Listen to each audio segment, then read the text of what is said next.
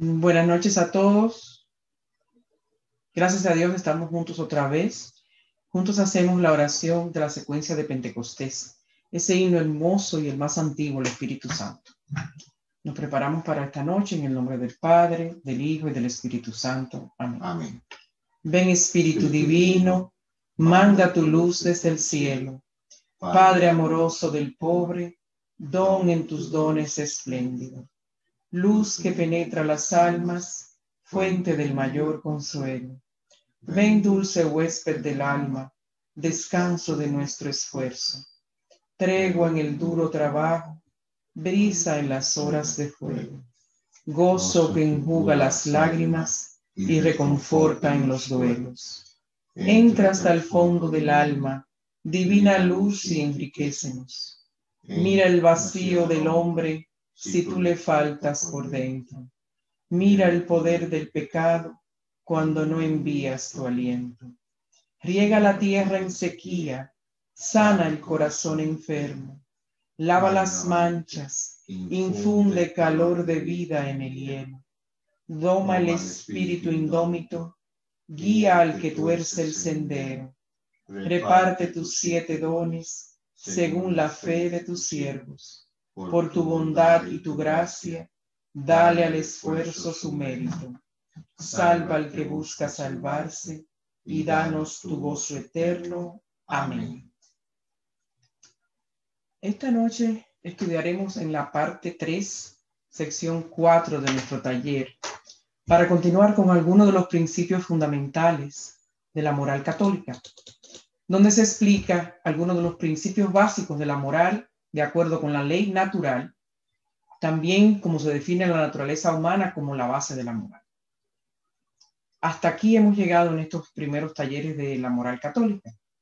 Después, más adelante, en las siguientes semanas, vamos a continuar con las sesiones 5 hasta la 10, que se centrarán en la ley divina, es decir, los 10 mandamientos. Todo este caminar nos enseña cómo vivimos los católicos para ser ejemplos para los otros. ¿Y qué mayor ejemplo para nosotros que el perfecto ejemplo de la Virgen María?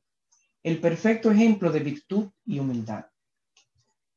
En Lucas capítulo 1, del versículo 48 al 49, leemos: Oh María, el Señor ha mirado tu humildad y ha hecho en ti maravillas. Dios solo puede hacer cosas buenas en nosotros y a través de nosotros si somos humildes. Ahora vamos a ver en esta parte número 4 de la sección 4 los virtudes y vicios. Y para comenzar, vamos a ver primero el significado de virtud, que es un concepto muy sencillo de definir. Lo vamos a encontrar en el Catecismo, en el numeral 1803, y le puse aquí la lectura en el Antiguo Testamento del profeta Daniel, del capítulo 6, del versículo 4 al 5, donde ustedes van a leer esto como meditación para saber lo que es un hombre de virtud. Ese profeta Daniel llegó a uno de los puestos más altos que el rey le puede dar a una persona en su reino. Pero claro, alrededor de ellos había personas que querían hacer creer que él no era un hombre de virtud y quisieron engañar al rey. Y hasta llegó a estar sentenciado a muerte. Cuando ustedes lean en este capítulo y vean todo lo que una persona puede hacer por la envidia, se pueden dar cuenta cómo el vicio es un mal hábito y la virtud es un hábito bueno. En el Catecismo nos dice que la virtud es una disposición habitual y firme para hacer el bien. Habitual y firme para hacer el bien. Las virtudes y los vicios forman el carácter de una persona. Daniel, como ustedes lo van a leer en esa lectura, sobresalía entre todos los ministros por su talento, por sus virtudes, por la manera que tenía de tratar a los demás. Y el rey lo puso frente a su reino, por encima de todos los otros que tenían más tiempo con él en esa posición. Llegó la envidia y aquellos otros cerca del rey trataron de acusarlo. Les insisto, lean esta historia para que vean lo que es un hombre de virtud. ¿Y qué importancia tiene la virtud? Bueno, nadie puede cambiar el mundo como un santo. Decía San Jerónimo que debemos vencer los vicios con el amor de las virtudes. Las virtudes, a menos que nosotros mismos con nuestros actos las perdamos, duran para siempre. Se cultivan con cada acción que hacemos, con nuestras acciones diarias. Sin la virtud personal, solo haríamos el bien de forma esporádica. De vez en cuando haríamos un bien. Pero sin nuestro carácter, si nosotros mismos con nuestra conversión no somos ejemplo de virtud, no podemos hacer el bien siempre. Las virtudes no solo mejoran lo que uno hace, sino lo que uno es. Por eso es bien importante y no dejamos de repetirlo cada vez que nos reunimos y cada vez que ustedes hablen con alguien, la importancia de ser santos, porque nadie puede cambiar el mundo como un santo. Ese gran científico Albert Einstein decía: el individuo es lo que es y tiene la importancia que tiene, no tanto en virtud de su individualidad, sino como en virtud de su condición de miembro de una gran comunidad humana, que dirige su existencia espiritual y material de la cuna al sepulcro.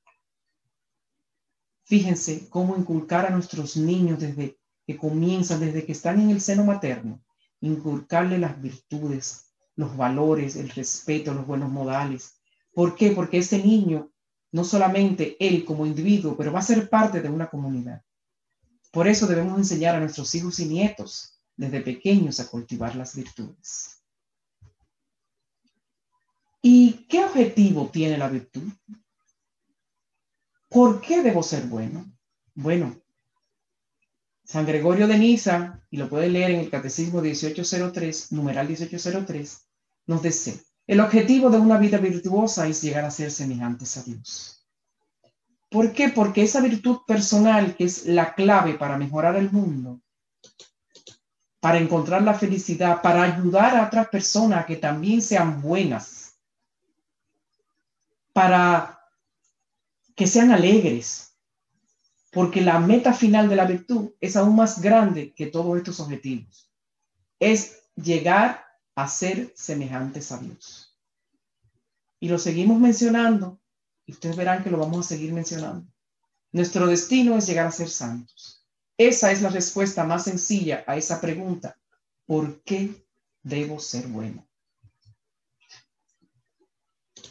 Porque San Pablo nos lo confirma en la segunda carta a Timoteo, capítulo 1, versículo 7, donde nos dice: pues Dios no nos ha dado un espíritu de timidez, sino de poder, de amor y de dominio propio. Ese dominio propio, que es parte de nuestra naturaleza, ese amor que es parte de nuestra naturaleza, ese poder que nos da el Espíritu Santo, para nosotros llegar a tener las virtudes. ¿Cuáles son las principales virtudes? Desde tiempos antiguos, los filósofos más prominentes hablaban de las virtudes cardinales. Es decir, sobre estas virtudes giran todas las demás. Se le llama por eso cardinales. Todas las demás se agrupan en torno a ellas. Esas virtudes son la prudencia o sabiduría, la justicia o imparcialidad, la fortaleza o valentía y la templanza o el autocontrol. Podemos leer más profundamente sobre cada una de ellas en el Catecismo, numeral 1805, y en el libro de la Sabiduría, capítulo 8, versículo 7. Bajo todos estos otros nombres, estas virtudes son alabadas en numerosos pasajes de las Escrituras. Cuando encontramos las 4 virtudes cardinales y nos referimos a ellas, y estamos hablando de la prudencia, estamos hablando de la sabiduría. Cuando estamos hablando de la justicia, estamos hablando de la imparcialidad, de la fortaleza, de la valentía y de la templanza, del autocontrol. Ahora vamos a ver cada una de estas definidas más profundamente y cómo aprender más sobre las virtudes cardinales, las 4 virtudes cardinales. Algo tan importante para nosotros los católicos y para nuestra vida, porque la prudencia nos ayuda a aplicar sin error los principios morales a casos particulares y superamos las dudas sobre el bien que debemos hacer y el mal que debemos evitar. Fíjense bien, nos ayuda a aplicar principios morales a todo y superar dudas, especialmente en estos tiempos donde todo lo malo lo quieren hacer ver bueno. Tenemos que tener sabiduría. ¿Qué valor tan grande tiene la prudencia?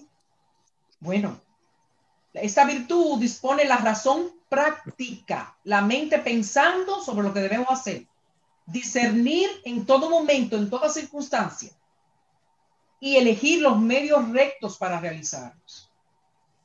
La virtud de la prudencia regula todas las demás, porque la prudencia es la capacidad de reconocer lo que es justo.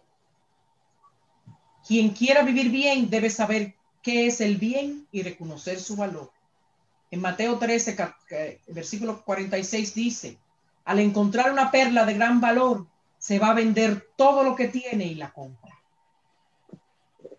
Solo el hombre que es prudente puede aplicar la justicia, la fortaleza y la templanza para hacer el bien. Es la madre de todas las otras virtudes, la prudencia.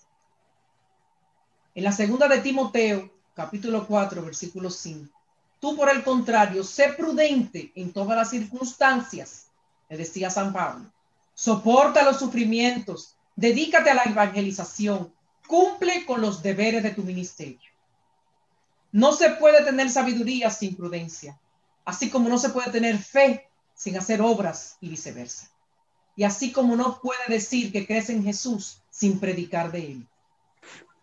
En Proverbios capítulo 8, versículo 12, la palabra de Dios dice, yo, la sabiduría, convivo con la prudencia y poseo conocimiento y discreción. ¿Qué ejemplo más lindo nos da este niño en esta época que estamos viviendo? Enseñando lo que debemos tener prudencia en los casos más extremos. Y a veces la actitud nuestra con lo más sencillo, ponernos una máscara, lavarnos las manos,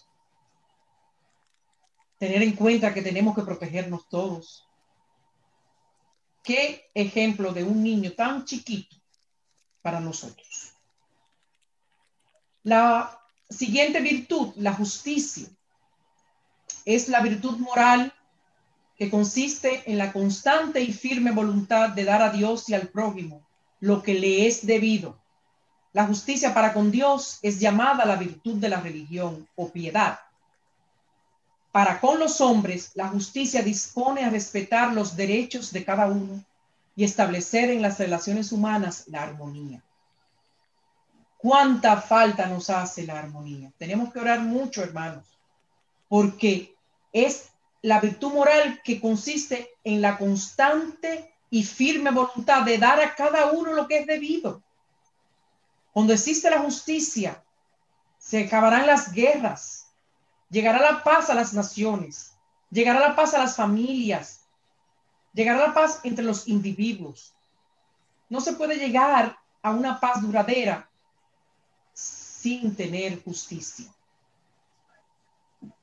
Esa virtud cardenal de la justicia nos obliga en relación al amor o la caridad.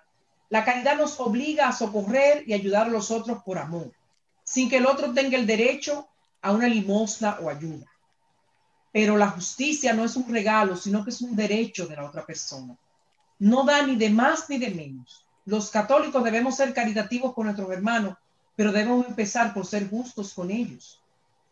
A veces decimos, no, pero ¿para qué será que lo va a usar? No, solamente seamos caritativos, seamos justos y ayudemos a los demás. El pobre tiene derecho porque la misma Biblia no habla de derechos humanos en general.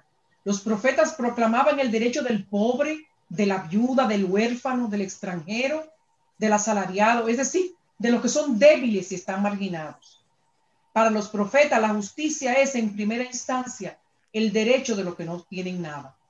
Hasta los apóstoles, cuando comenzó nuestra iglesia naciente, cuando se vieron llenos de muchas actividades, organizaron los primeros diáconos para poder ayudar a todas las viudas y a todos los pobres y poder administrar todo lo que la iglesia podía hacer por los demás. En Proverbios capítulo 21, versículo 21 dice, el que va tras la justicia y el amor, halla vida, prosperidad y honra. La siguiente virtud, que es la fortaleza, es un ingrediente necesario en todas las virtudes, puesto que ninguna virtud simplemente se da por así, sino que hay que luchar por ella.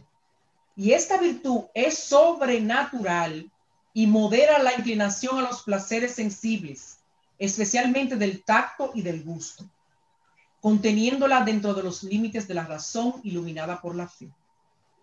Adolece de un tono un tanto represivo, porque virtud cardinal que inclina al apetito concupiscible a ordenar sus actos propios bajo el imperio de la voluntad según el dictamen de la recta razón. Iluminada por la fe, es una virtud sobrenatural. No todos podemos decir que siempre hemos tenido fortaleza. Este es un ejemplo extraordinario de fortaleza. El cardenal Nguyen Van Thuan, que fue nombrado obispo en el 75 en Saigón, el gobierno comunista definió su nombramiento como un complot y 3 meses después lo encarcela. Si ustedes pueden leer el libro de su vida, él estuvo 13 años preso y en 9 de ellos los pasó en régimen de aislamiento. Vivía en una celda sin ventanas. Cuando todo faltaba, la Eucaristía estuvo en la cumbre de su pensamiento. Le traían vino en un letrero que decía, en unas botellitas con el letrerito que decía, medicina para el estómago. Llegó un momento que los guardianes se lo dejaban pasar. Ponía 3 gotitas de vino y una de agua en la palma de la mano, con un poquitico de pan y consagraba. Esa era la medicina para su alma, para su fortaleza. Cuando fue liberado, llegó a dar varios retiros en el Vaticano. Pero si ustedes leen su libro y su vida, es extraordinario la fortaleza de este hombre. ¿Qué valor tiene la fortaleza? Tenemos que pensar positivamente, reflexionar acerca de la importancia del esfuerzo y de ser constantes en cualquier actividad de la vida. Constantes en nuestra oración, constantes en descubrir y leer la palabra de Dios. Fortalecer la voluntad ante pensamientos negativos. Se lo digo de experiencia personal y propia. Cuando vienen esos pensamientos tan negativos de depresión y de falta de amor y conocimiento de las cosas de Dios, te reprendo en el nombre de Jesús. No tienes lugar en mi mente aquí. Con fortaleza, voluntad y ayuda de los demás se vence todos los obstáculos. Cuando se sientan decaídos, sin fuerza, pidan oración a los hermanos para que nos llegue la fortaleza que solo nos da Dios. Además tenemos la templanza, el dominio propio. Pueden leer sobre esto en Filipenses capítulo 2, del versículo 12 al 16. Capacitarse para hacer lo que es bueno. Tener dominio propio, tener autodisciplina, fortaleza de la mente, poder de la voluntad. Ustedes dirán, se dice fácil, pero es difícil. Porque la templanza modera la atracción a los placeres. Catecismo 1809. Así como la fortaleza modera el temor al dolor. Por eso se le conoce también como moderación. Sin ella, nos alzamos sobre los animales. Somos hombres. Los animales viven de sus deseos y de sus temores y de buscar el placer y de escapar al dolor. Nosotros, como seres humanos, tenemos la capacidad para hacer lo que es bueno, para dominarnos. A ver, ¿hasta dónde puede llegar una persona? ¿Qué equilibrio debemos tener con moderación? Ni muy poco ni demasiado en el uso de los bienes. Le pongo el ejemplo de la bebida. Bueno, ¿hasta dónde? Mientras estamos celebrando y estamos con risa, muy bien, todo está muy bien. Pero llega un momento que ya todo el mundo perdió la decencia y la moderación. Hasta que llega un momento que llega una ambulancia y se lo lleva. Entonces tenemos nosotros que tener moderación. San Agustín decía, nada hay para el sumo bien como amar a Dios con todo el corazón, con toda el alma y con toda la mente, lo cual nos preserva de la corrupción y de la impureza del amor, que es propio de la templanza, lo que le hace invencible a todas las incomodidades, que es lo propio de la fortaleza, lo que le hace renunciar a todo vasallaje, que es lo propio de la justicia, y finalmente lo que le hace estar siempre en guardia para discernir las cosas y no dejarse engañar por la mentira y por la falacia, lo que es propio de la prudencia. La templanza es una tendencia natural hacia el placer sensible que se observa en la comida, en la bebida, en el deleite sexual, que en sí es bueno, pero también corren el peligro de desordenarse y convertirse en energías destructoras. ¿Cuántos de nosotros no conocemos personas que se han destruido por cosas que son naturales y bellas que el mismo Señor ha creado para nosotros? Y se han destruido por la bebida, por la comida, por el deleite sexual. En Génesis capítulo 43, del 30 al 31, la palabra dominio propio la podemos usar cuando observamos el control de José sobre sus emociones e impulsos frente a sus hermanos. Esos hombres que lo vendieron como esclavo llegan allí a pedir ayuda porque están pasando una hambruna y llegan delante de José y ni siquiera lo reconocen como su hermano, un hombre poderoso. En vez de mandarlos a encarcelar y a matar, él no se dejó dominar por sus emociones, sino que ayudó a sus hermanos, sin ni siquiera ellos darse cuenta de quién era. No lo podemos dejar dominar por nuestros vicios, sino tener nuestras virtudes. Le dejo ahí algunas de las lecturas que son muy buenas para meditar sobre esto.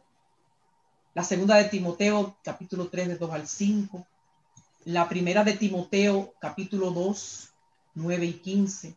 Y en la carta a Tito, capítulo 1, versículo 7 al 8. Capítulo 2, versículo de 2 al 8. Y capítulo 3, versículo del 2 al 7. En la segunda de Timoteo, en el capítulo 3, del 2 al 5, le dice San Pablo: los hombres serán egoístas y amigos del dinero, fanfarrones, arrogantes, injuriosos, desobedientes a los padres, ingratos, no respetarán la religión, incapaces de amar, implacables, calumniadores, incontrolados, inhumanos, hostiles a lo bueno, traidores y atrevidos, vanidosos, más amigos del placer que de Dios. Aunque aparentarán ser muy religiosos, pero rechazarán sus exigencias. Apártate de esa gente, le dice San Pablo a Timoteo. Una persona me preguntó recientemente,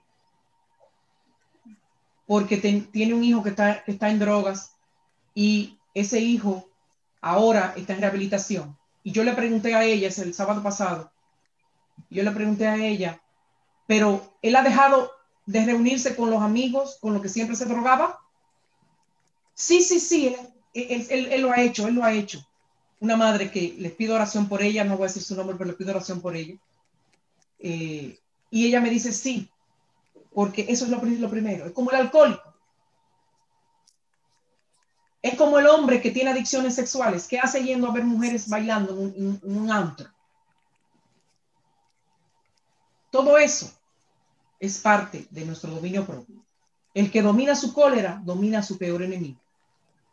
Imagínense, esa niñita tan chiquita eres tú, y que la cólera es ese oso polar tan grande, y que tengas con el poder del Espíritu Santo dominio propio.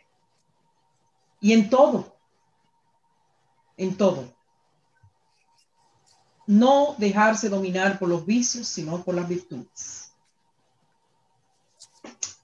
Para continuar con las virtudes teologales, que nosotros la tenemos infundidas por el mismo Dios en el alma. Es una gracia santificante que viene en el sacramento de nuestro bautismo, porque esa gracia nos hace capaces de actuar como hijos suyos y merecer la vida eterna. Las tres virtudes teologales son fe, esperanza y caridad. Esas tres virtudes nos fueron puestas en nuestra alma ese mismo día de nuestro bautismo. El jueves pasado estaba bromeando con Julio porque yo le decía que estamos celebrando mi cumpleaños y él me decía, y el día de tu bautizo fue más importante que el día de tu nacimiento. Digo, es que fue el mismo día, mi mami me bautizó un año después que yo nací, el mismo octubre 15, me bautizaron. Hay que recordar el día de nuestro bautismo, porque fue el día que nacimos a la gracia de Dios.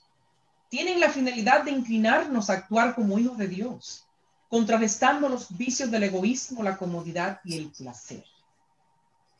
Vamos a analizar un poquito más qué relación tienen las virtudes naturales o cardinales y las virtudes sobrenaturales, que son las teologales.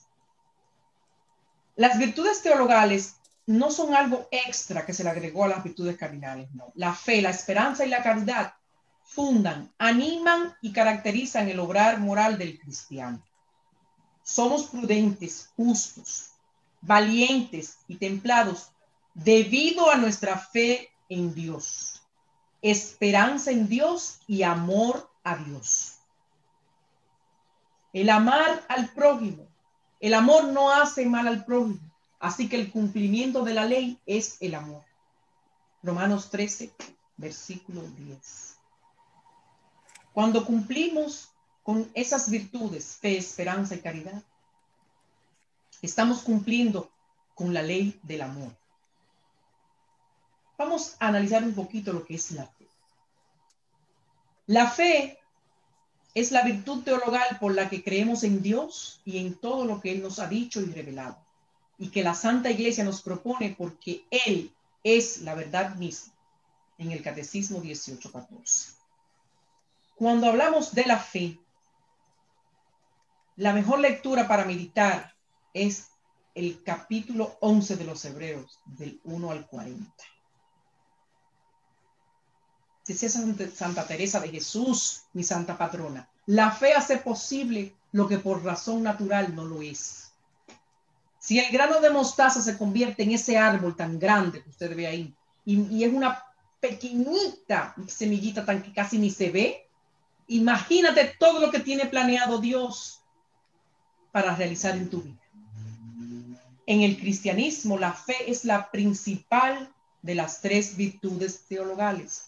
Las otras dos virtudes son la esperanza y la caridad, y por medio de la fe, nosotros creemos en la verdad revelada. Creemos en Jesús como el Mesías, Hijo de Dios. Y la fe infunde en nosotros los sentimientos de esperanza y caridad. La fe es un don de Dios por excelencia. Es el don divino de la gracia. Es un estado sobrenatural. Es como elevarse la humanidad nuestra, elevarse al reino de Dios. Le he dicho en otras oportunidades, una de las oraciones que yo siempre hago, Señor, yo creo, pero aumenta mi fe.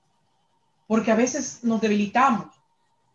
Hace ratito, un poquito antes de comenzar la clase, recibí una noticia muy, muy linda de nuestra hermana Meli, que su hijo Ezequiel le había encontrado algo en su cerebro y le habíamos puesto en oración. Y el MRI salió que no tiene nada. Amén. ¿Por qué? Porque todos oramos con fe para que el niño no tuviera nada. En Hebreos 11,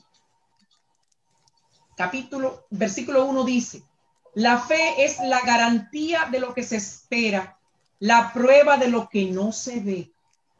Les recomiendo que mediten esta lectura y podrán comprender la fe de todo un grupo de hombres y mujeres a través de siglos y siglos de nuestra fe que tuvieron fe.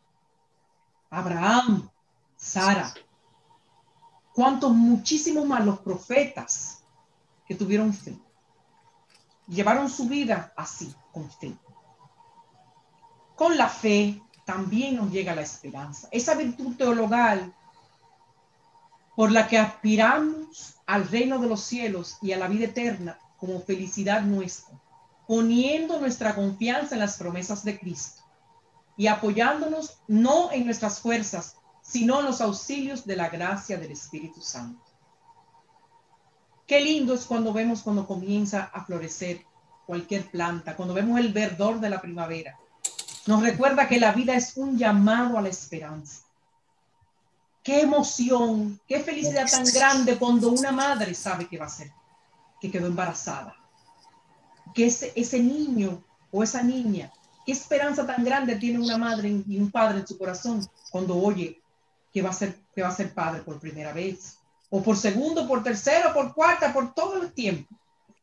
Porque el concepto bíblico de la esperanza se relaciona con la fe o con la confianza, tanto en la dimensión terrena como trascendente. No es esperar algo, es esperar en alguien. Los escritores bíblicos declaran: ¿en quién esperaré? Porque en ti, Señor, espero. Tú responderás, Señor Dios mío, nos dice el Salmo 38, versículo 15. Esperanza mía y castillo mío, mi Dios, en quien confío. Salmo 91, versículo 2. Cuando vemos la fe y la esperanza y llegamos a la caridad, que es la virtud teologal por la que se ama a Dios, que es el sumo bien, y a los hombres porque amamos a Dios. Amamos a Dios, pero también amamos a nuestro prójimo. Los griegos lo distinguían entre eros, el amor sensible, y filia, el amor afectivo sentimental, y ágape, estima y preferencia totalmente desinteresada que puede existir entre las personas. Ese término ágape se tradujo por caritas, que significa el amor más grande, la caridad, un amor superior. Cuando decimos Dios es amor, es ese amor del que hablamos. Cuando se menciona el amor de los esposos, ese es el amor que hablamos, con el que se designa el amor de Dios a los hombres y el amor con que el hombre debe amar a Dios. ¿Qué palabra podemos usar para traducir ágape en el Nuevo Testamento? Bueno, es un punto muy importante porque de él depende y es crucial para todas las virtudes. Si leemos la primera de Corintios, capítulo 1, del 1 al 3. La más grande de todas las virtudes, el más grande de todos los mandamientos y la naturaleza misma de Dios, de la realidad final. Esa caridad como virtud lleva a amar a Dios sobre todas las cosas y al prójimo como a uno mismo por amor a Dios. Sabemos que ese es el primero y el más grande de todos los mandamientos que nuestro Señor le dejó a nosotros a través de sus apóstoles. Esa caridad, ese amor ágape purifica la facultad humana del amor, elevándola a la perfección del amor divino. Hay que practicarlo en la vida moral y eso da libertad espiritual. Esta caridad por la cual amamos a Dios sobre todas las cosas, por Él mismo, y a nuestro prójimo como a nosotros mismos por amor a Dios. Ese mandamiento nuevo que nos dejó el Señor, que nos amemos todos como yo os he amado, nos da una libertad indescriptible, porque estamos haciendo lo que Dios, por lo que Dios nos creó. Todo esto nos puede servir como una especie de examen de conciencia para mejorar. Lo importante es tener la mentalidad de preguntarse, ¿en qué puedo hacer el bien a los demás? Porque pequeñas cosas nos pueden proporcionar un aumento de gloria eterna. Otras buenas obras pueden ser recordar fechas felices y tristes. Poco cuesta dar un pésame o una felicitación y significa ponerle ese puntito de amor a nuestra relación con los demás. Ser amable hasta con los que se equivocan cuando llaman por teléfono, cuando me llaman, le digo, ay no, ahora mismo no quiero la garantía del carro, porque me llaman todos los días para la garantía del carro, pero ellos tienen que trabajar también. Bueno, fíjense que no siempre podemos hacer grandes cosas, pero sí podemos hacer cosas pequeñas con gran amor. Nos decía nuestra Santa Madre Teresa de Calcuta. Yo le tengo mucho agradecimiento al Señor porque he recibido mucho de ese amor ágape. ¡Ah! Solo broma, mi amor. Por los últimos 26 años, este sábado 17, el pasado, celebramos el aniversario de nuestra boda por la iglesia. Y cómo el Señor nos ha enseñado en estos 26 años juntos. Ahí agrego los años de novio, porque Julio me dice que siempre que los agregue, que eso también vale. Eso es el amor. Todo el tiempo, todo lo sufre, todo lo cree, todo lo todo lo soporta. espera, todo lo soporta. En un amor así, los problemas, las enfermedades, las desgracias se enfrentan juntos. En un amor así no existen los celos porque hay confianza entre la pareja. En un amor así la pareja está segura de contar el uno con el otro. En un amor así hay tolerancia. Si hay algo que perdonar, se perdona de corazón y ya nunca más se menciona la falta. Esos mismos ejemplos los podemos usar para la relación con nuestros hijos, la relación con nuestros nietos, la relación con nuestros amigos, con nuestros vecinos. Orar mucho por aquellos. Ahora mismo estamos viendo mucha división en nuestro país.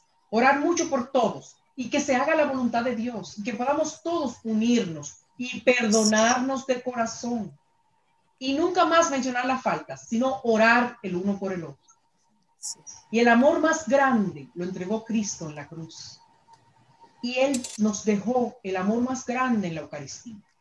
San Francisco de Asís lo decía: el hombre debería temblar, el mundo debería vibrar, el cielo entero debería conmoverse profundamente cuando el Hijo de Dios aparece sobre el altar en las manos del sacerdote. En ese momento tan crucial, ¿cómo no pedirle al Señor por ese ágape, ese amor y esas maravillosas virtudes de fe, esperanza y caridad? Esas virtudes, cuando las cultivamos, cuando celebramos en nosotros lo que recibimos en nuestro bautismo, ese Espíritu Santo que el Señor nos da en nuestro bautismo, que nos da esos 7 dones del Espíritu Santo que nos confirma el día de nuestra confirmación, son cualidades, dones del Espíritu Santo: sabiduría, entendimiento, consejo, inteligencia, fortaleza, ciencia, piedad y temor de Dios. Lo podemos analizar con mucha más detalle en el Catecismo 1831. Esos 7 dones del Espíritu Santo, desde la venida del Espíritu Santo sobre los apóstoles en Pentecostés, los cristianos somos muy conscientes de esos dones con los que asiste al creyente la tercera persona de la Trinidad. El Catecismo de la Iglesia en el 1830 también explica que la vida moral de los cristianos está sostenida por los dones del Espíritu Santo.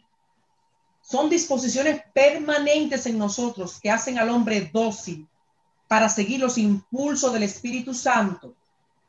No dejemos que la maldad del mundo acalle en nosotros la luz de estos dones del Espíritu Santo. En la sabiduría es la luz que nos da la capacidad para juzgar según Dios. La luz que se recibe desde lo alto. El entendimiento agudiza la inteligencia para comprender las cosas de Dios. El consejo actúa como un soplo de la conciencia. Nos ayuda a ayudar hasta a los demás también cuando lo necesitan. La fortaleza es un impulso sobrenatural que da vigor al alma. La ciencia, vemos las cosas como manifestaciones verdaderas, reales, nos despierta a la alabanza. La piedad nos infunde a nosotros como creyentes una nueva capacidad de amar, de orar, de pedirle a Dios. Alimenta con sentimientos de comprensión, de tolerancia, de perdón. Mientras más oramos, mientras más desarrollamos estos dones, más temor de Dios tenemos. No miedo a ese Dios que los judíos le tenían miedo porque iba a acabar con el mundo, lo iba a acabar a todos. No, Jesús vino y nos salvó en esa cruz y pagó por todos mis pecados para que ese temor a Dios me infunda en el alma, ese temor filial que es de no ofender a Dios, de no ofender a Dios. Cuando cultivamos todos estos dones, el Espíritu Santo nos da 12 frutos maravillosos, que son perfecciones que nosotros tenemos al alcance de nosotros, la gloria de la vida eterna.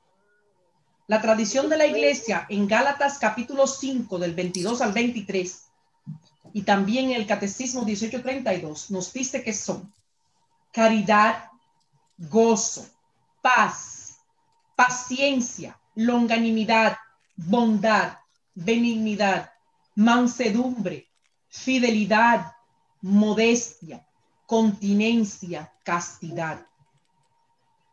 Todo esto suena a que le vamos a dar un examen muy pronto a todos los miembros del taller.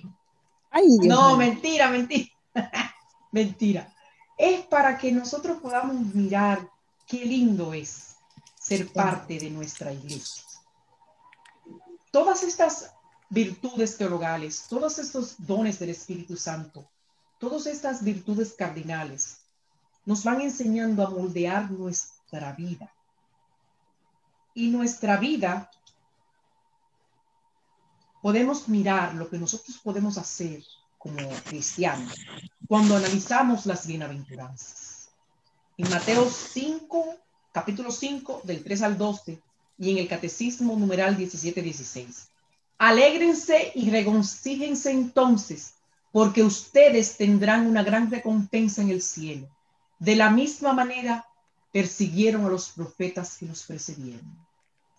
Las bienaventuranzas son 10, como los 10 mandamientos, y nos ayudan a hacer nuestro examen de conciencia antes de confesarnos. Al pasito, casi estamos terminando para que podamos tener comentarios, porque este tema es maravilloso y quisiera oír de todos ustedes. Bienaventurados los pobres de espíritu, porque de ellos es el reino de los cielos. Bienaventurados los mansos, porque ellos poseerán en herencia la tierra. Bienaventurados los que lloran, porque ellos serán consolados. Bienaventurados los que tienen hambre y sed de justicia, porque ellos serán saciados. Bienaventurados los misericordiosos, porque ellos alcanzarán misericordia. Bienaventurados los limpios de corazón, porque ellos verán a Dios. Bienaventurados los que buscan la paz, porque ellos serán llamados hijos de Dios.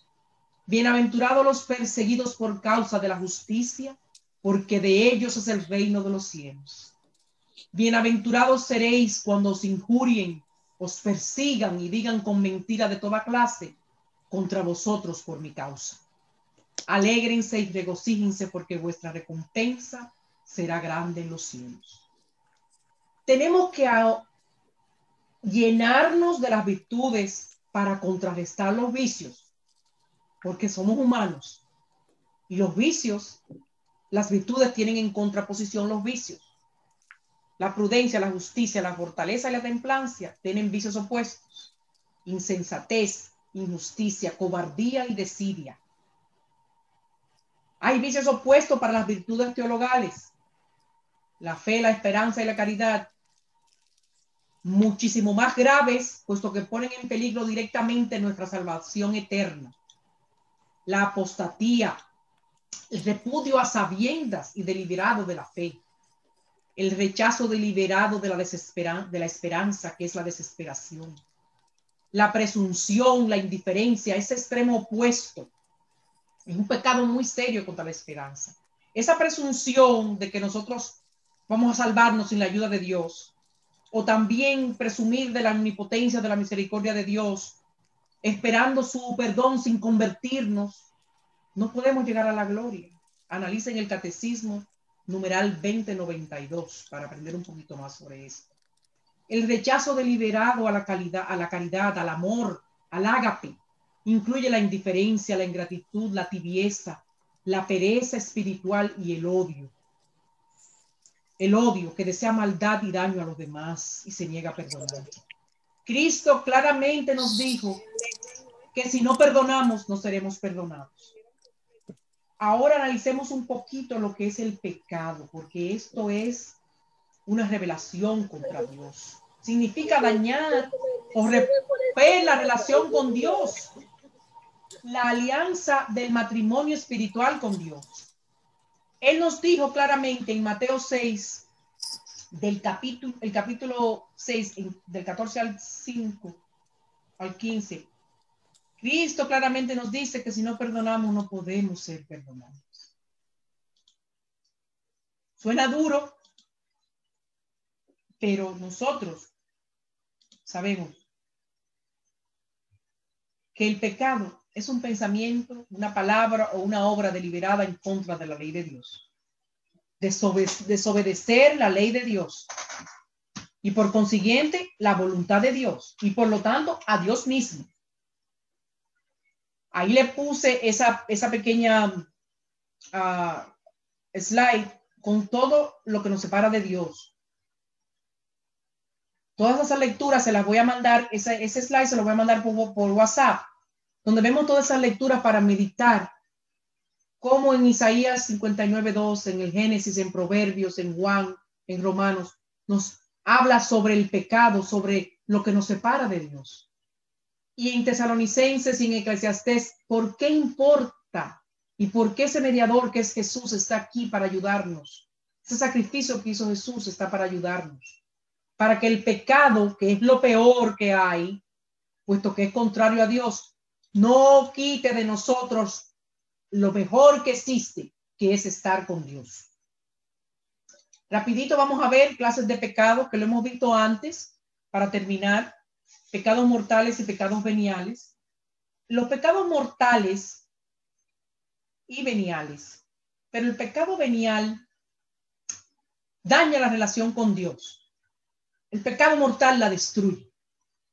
Ejemplo, el pecado venial, bueno, una pelea entre esposos. ¿Por qué peleamos hoy, mi amor? Mentira, no peleamos, mentira. El pecado mortal es como un divorcio. O sea, morir en estado de pecado mortal significa perder el cielo para siempre. Porque no haya tiempo para arrepentirse y convertirnos después que nos morimos. Tenemos que morir. Y si acaso morimos con pecados veniales en el alma, podemos necesitar el purgatorio para purificar nuestra alma antes del cielo. Pero lo más importante sería morir sin ninguno de estos pecados y sin sus consecuencias en el alma, para poder llegar al cielo sin necesidad de pasar por el purgatorio. Es a veces lo que decimos, como dice la palabra, para ti como humano es imposible, pero para Dios nada es imposible. Un camino al cielo sin pasar por el purgatorio. Vuelvo y les repito, y vuelvo y les repito. Nuestro camino es llegar así, a ser santos. Ese pecado mortal que destruye la caridad en el corazón del hombre por una infracción grave a la ley de Dios. Nos aparta del hombre de Dios y de la iglesia. Nos aparta de la iglesia porque nos alejamos de los sacramentos, nos alejamos de la confesión.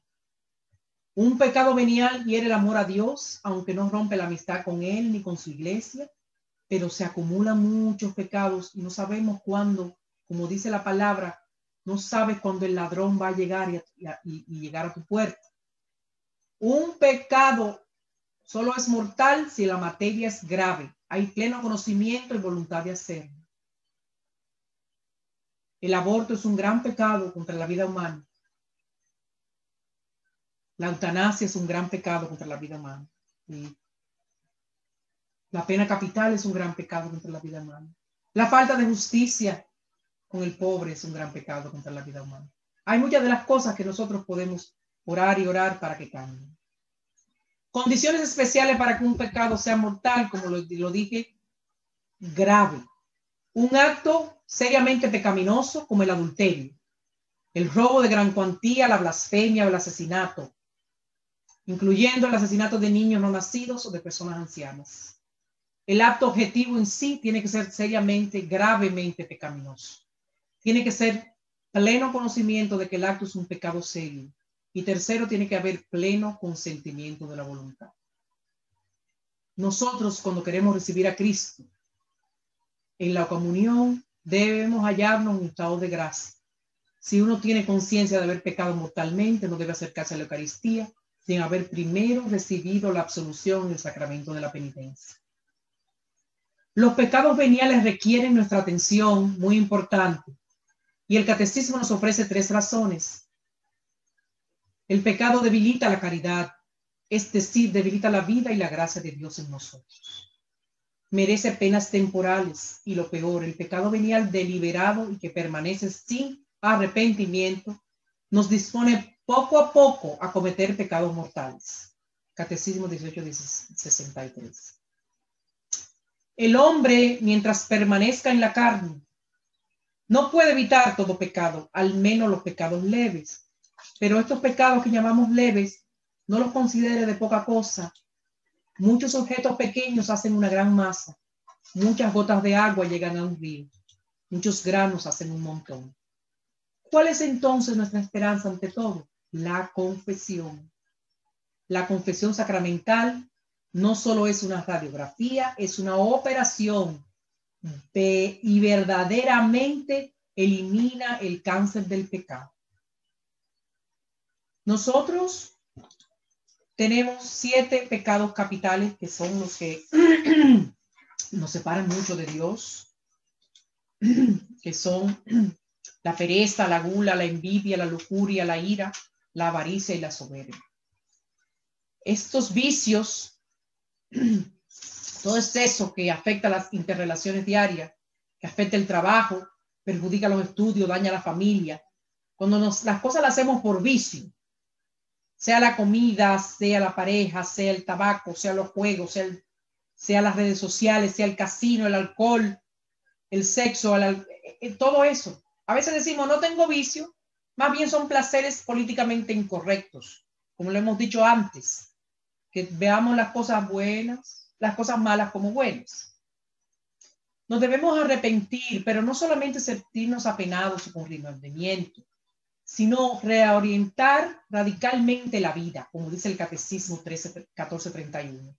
Convertirnos a Dios, una ruptura con el pecado, el deseo y la resolución de cambiar de vida con la esperanza de la misericordia divina y la confianza en la ayuda de su gracia. Ese hombre chiquitico que se subió a un árbol para verlo, él se levantó y le dijo al Señor, voy a dar a los pobres la mitad de todo lo que tengo, y si le he robado algo a alguien, le devolveré 4 veces más. Formas de vencer la tentación. No tengas miedo, confía en Dios, con su ayuda puedes vencer al enemigo. Hay que orar, hay que rezar. Cuando vengan tentaciones, acude al Señor y a la Virgen María. El rosario es un arma imprescindible contra las tentaciones. Ocúpate, haz algún trabajo, haz alguna tarea doméstica, lee la palabra de Dios. Podemos ver las misas diarias ahora, publicadas en YouTube, en Facebook. Tenemos muchísimas maneras. Evitar las ocasiones de pecado. Seguir rezando, seguir orando, llevar una vida de oración nos lleva a fortalecer la voluntad. San Juan dice en el capítulo 16, versículo 33, Señor Jesús, ánimo, yo he vencido al mundo, pecado y gracia. Los santos son nuestros ejemplos espectaculares para saber cómo el pecado,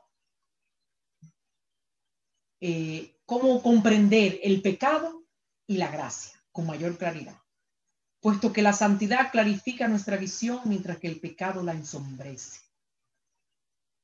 Dios nos ha creado sin nosotros, pero no ha querido salvarnos sin nosotros. Decía San Agustín, está en el numeral 1847.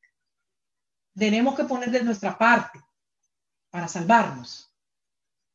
Esa gracia de Dios tenemos que buscarla. Y por último, no lo olvidemos. Al sobrevenir la ley, el pecado tuvo más auge, pero donde abundó el pecado, sobreabundó la gracia. Lo dice San Pablo a los Romanos en el capítulo 5, versículo 20.